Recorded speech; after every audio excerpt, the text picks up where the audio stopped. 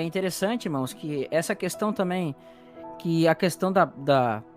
Eu acho que pessoalidade do filho ninguém tem dúvida, né? Mas é a questão da divindade, né? É claro que a gente tem algumas questões na história, inclusive eu já crio assim, aquela forma mais unicista, né? Você tem unitarista e você tem unicista. Unitarista é aquele que pensa que o pai é o Deus acima de todos, o filho seria um Deus menor ou uma criatura, e o Espírito Santo, às vezes, uma força ativa ou um Deus menor ainda, ou equivalente ao filho ali.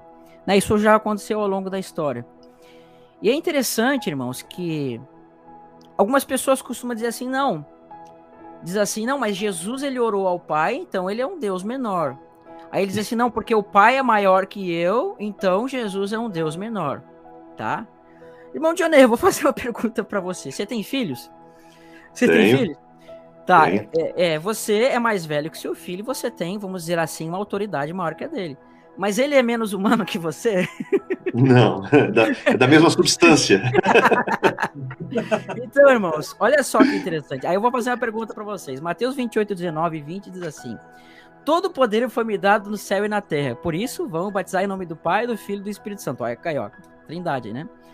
Aí eu pergunto para você, se Jesus, ele é Deus, por que foi dada toda a autoridade no céu e na terra para Cristo? Eu quero falar um pouco sobre isso. Irmãos, olha só que interessante. Se eu construo uma coisa, se eu faço uma coisa, eu sou dono dessa coisa. E Cristo, em toda a Escritura, como você mesmo mostrou lá no Bereshit, no Bará, né? Depois você até podia falar da questão do Bará, que é muito interessante. Você vê que Deus ele vai fazer todas as coisas por meio do Bará, que é o filho. Ou perdão, do Bar, né? Do Bar, que é o filho, exatamente. Exatamente. Então, o filho fez todas as coisas. Só que o que eu costumo entender é o seguinte, irmão. É que é como se esse mundo tivesse sido entregue, ele tivesse ficado caído. E é como se esse mundo tivesse ficado nas mãos de Satanás, né? Por isso que lá em Lucas, ou Mateus, quando Cristo foi tentado, o diabo vai chegar sempre para ele, olha, se tu prostrado me adorares, eu vou te dar todas essas coisas aqui, porque tudo foi me dado, né? Você vê o bicho lá era, né? Tentou o próprio filho de Deus, o bicho não é fácil. Aí ele diz assim, olha, se prostrado me adorar, eu vou te dar tudo, porque isso aqui tudo foi me dado, né? Aí Jesus fala, não, somente a Deus adorarás e a ele prestará culto, né? Aí você vai ver que quando Jesus ele morre e ressuscita, vai ser de toda a autoridade foi dado para mim no céu e na terra. Por quê, irmãos? Porque nós temos que entender uma coisa. É como se Deus ele tivesse lá no princípio dado a autoridade para Adão e Eva, vamos colocar assim. E quando Adão e Eva pecaram, eles perderam essa autoridade, e essa autoridade é como se fosse entregue para o diabo. Então, quando Cristo ele vem como homem, ele vem sem essa autoridade porque ele se esvazia. Então, quando ele vence a morte, vence o diabo, vence tudo, ele ressuscita como esse homem ressurreto que não tem pecado, e agora ele restaura para si aquilo que foi dado para Adão. Por isso que foi dado toda a autoridade para ele no céu e na terra. Para Adão não foi dada autoridade no céu, mas Cristo, sendo Deus, tem autoridade. Então, nada mais ele fez do que restaurar aquilo que foi dado para Adão, ele colocou em si. Isso, ele no homem, né? No Adão, vamos botar assim, no homem glorificado, mas não no verbo. Vamos dizer assim para as pessoas, ele como verbo, vamos tentar botar para entender, ele tem toda a autoridade como de Deus, mas como homem é como se ele se esvaziasse disso e tivesse que tomar para si, vencendo a morte. Então, por isso que ele vai tomar todo o poder no céu e na terra. Então, quando ele fala, eu sou menor que o Pai, é que no sentido dele ser esta forma humana, ele não tem. Ele foi feito menor que os anjos, não fala assim? E a gente vai ver que lá depois vai dizer que ele vai se submeter ao Pai. Por quê? Porque, irmão, quando Deus ele deu a ordem para Adão e Eva dominar sobre todas as coisas, eles iam se sujeitar a Deus, dominando sobre todas as coisas. Então, Cristo nada mais vai fazer do que fazer exatamente aquilo que Adão e Eva vai fazer. Ele vai se sujeitar no sentido de cumprir aquilo que foi colocado sobre Adão e Eva, que eles não cumpriram. Mas na substância, na natureza, na essência dele, ele é tão Deus quanto o Pai. Porque assim como o meu filho é tão humano quanto eu, Cristo é tão Deus quanto o Pai. Ele não é um Deus menor. Chegar ao cúmulo e dizer, não, ele só é Deus porque o Pai é Deus e Deus derramou a divindade sobre ele. Isso é um absurdo e chega a ser uma blasfêmia, né? Que segundo os antigos cristãos, era uma doutrina para ser rejeitada como anátema.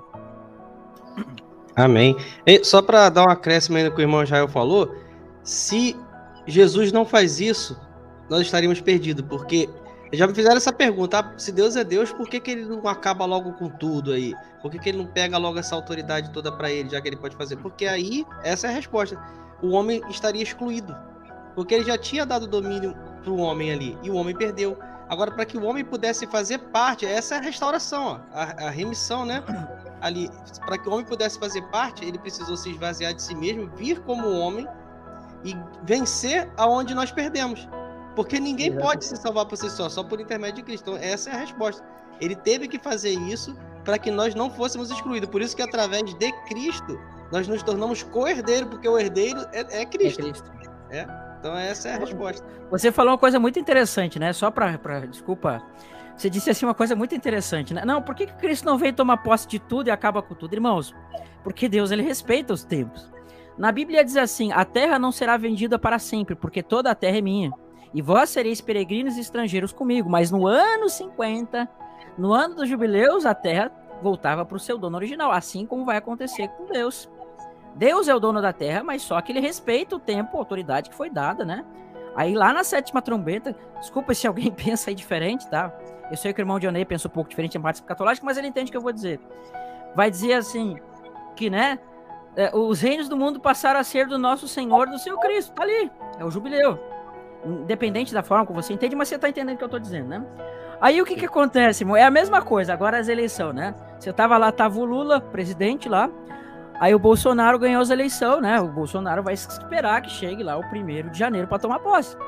Assim também, Cristo tem um momento certo que ele vai tomar posse, né? Porque as pessoas têm que se arrepender, tem uma série de coisas. Então eu vejo dessa forma. Não, e você tem como colocar isso consubstanciado com o texto, né? Porque na questão de Adão, principalmente, você vê que Adão recebeu o domínio sobre todas as coisas, né? Deus deu o domínio para ele. Tanto que ele vai dar nome aos animais, né?